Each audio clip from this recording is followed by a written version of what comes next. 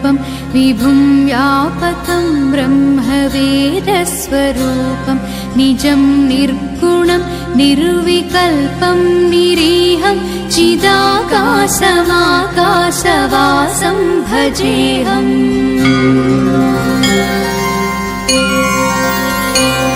निराकारवोङ्कारमूलं तुरीयं गिराज्ञानगोतीतमीशं गिरीशं कळारं महाकालकालं कृपालुं गुणाकारसंसारपारं नतोऽहम्।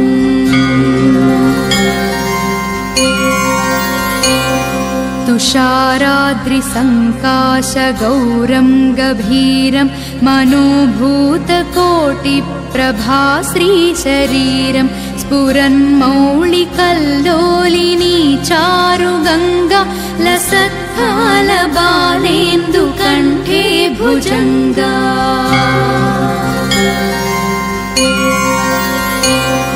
चलत्कुण्डलं भ्रूसुनेत्रं विशालं प्रसन्नाननं नीलकण्ठं दयाळुं मृगाधीशचर्माम्बरं रुण्डमालं प्रियं शङ्करं सर्वनाथं भजामि।